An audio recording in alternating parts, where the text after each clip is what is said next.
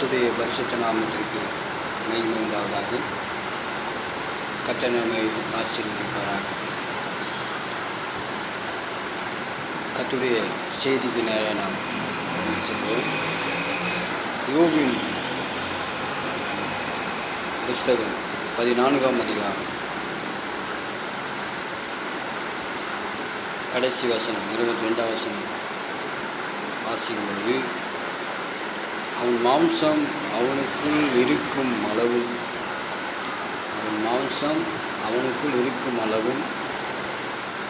நோவிருக்கும், அவன் ஆத்துமா அவனுக்குள் இருக்கும் மட்டும் அதற்கு துக்கம் உண்டு என்றான்.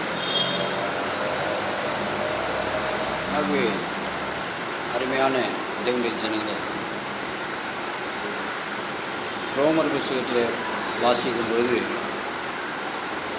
ரோமர் 12ஆம் அதிகாரத்தில் வாசிக்கும்போது, ஆண்டவராக இயேசு கிறிஸ்து வழியாக அப்போஸ்தலனாகிய பவுல் அவர்கள் சொல்லுகின்ற பொழுது, நம்முடைய ஆவியாத்மா சரீரங்களை ஜீவ பலியாக ஒப்பு கொடுக்கப்பட வேண்டும் என்று சொல்லுகிறார். இதுவே தேவனுக்கு பிரியமான காணிக்கையாகும் பலியாகும். நம்முடைய ஆவியாத்மா சரீரங்களை தேவனுக்கு படைக்கப்பட்டு அதன் மூலியமாக நாம் அன்பு, ஐக்கியம், சமாதானம், சந்தோஷம், ஆவிக்குரிய கனிகள், அதாவது தேவனுக்கு நாம் கீழ்ப்படிந்து வாழ வேண்டும், தேவனுக்கு நாம் அஞ்சி வாழ வேண்டும், அந்த இறையச்சம் உடையவர்களாய் நாம் கர்த்தருக்காக நாம் இந்த பூமியிலே வாழ வேண்டும், பரிசுத்தமாய் வாழ வேண்டும் என்பதை இங்கே சொல்லப்படுகிறது. கர்த்தருக்கு மகிமை உண்டாவதாக. கடைசி நாட்களில் நாம் பரிசுத்தம் அடைய வேண்டும் என்று சொன்னால், நம்முடைய அந்த ஜீவபலியாக நாம் ஒப்பு கொடுக்கப்படும்போது அந்த மாம்சீகமான காரியங்கள்லாம் போய்விடும், அந்த தன்மை வரும். அது நீங்கள் ஜெபத்தின் மூலியமாகவும் நாம் செய்கிற தேவன் சொல்கிற அந்த காரியங்கள், அந்த சகிப்பு தன்மை, விட்டு கொடுக்கிற மனப்பான்மை, தான தர்மங்களை செய்வது,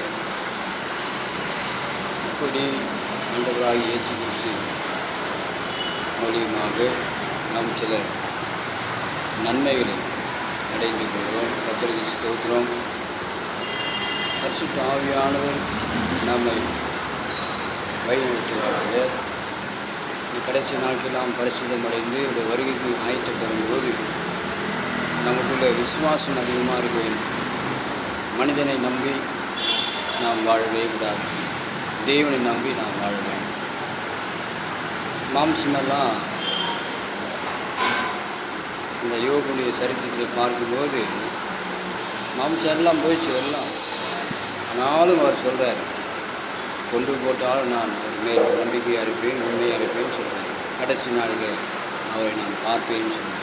இதெல்லாம் பார்த்தீங்கன்னு சொன்னால், உலக பிரகாரமான இந்த எண்ணங்கள், இந்த ஆசைகள் எல்லாம் நம்ம எல்லாத்தையும் வெறுத்துன்னு சொன்னால், ஒரு குறிப்பிட்ட வயசானாக்கா நம்ம வெறுத்தணும்.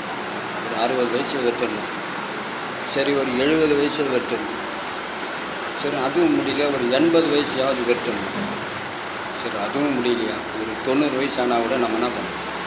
உலகத்தின் ஆசாபாசன் ஆசைகள் எல்லாவற்றையும் வெறுத்து ஆண்டவர் சொன்ன பிரகாரம் என்னை ஒருவன் பின்பற்றவரை விரும்பினான். லூக்கா 14ஆம் அதிகாரத்தில் நாம் படிக்கிறோம். இப்படி எல்லாவற்றையும் விட்டு அவர் பின்பற்றும்போது தான் இந்த பூலோகத்திலேயும் நம்ம அவர் ஆசீர்வதிக்கிறார். நித்திய ஜீவனை பரலோக ராஜ்யத்தில் அநேக வாசஸ்தலங்கள் உண்டு என்று சொல்கிறோம். அந்த வாசஸ்தலங்களிலே நாம் அழைத்து செல்கிறார்.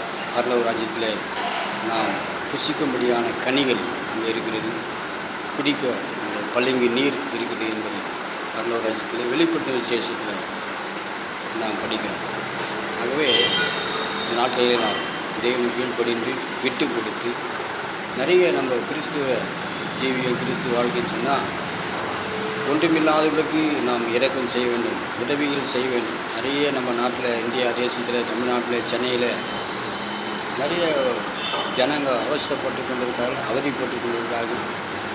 நம்ம கர்த்தருடைய பிள்ளைகள் ஆண்டவராக இயேசு அற்புதங்களை செய்தது போல நம்முடைய லூக்கா 16ஆம் அதிகாரம்.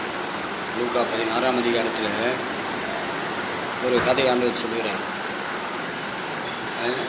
அழிந்து போகிற உலக பொருள்களினாலே சிநேகிதரை சம்பாதியுங்கள்.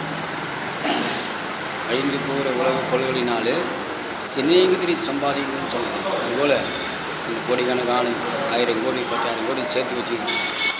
அப்போ பரலோகராஜ்யத்தில் சிநேகரை ஓரளவுக்கு நன்மைகளை செய்து பரலோகராஜ்யத்தை அடைந்து கொள்வோம் என்பதை தான் இந்த வேலையில் சொல்கிறேன்.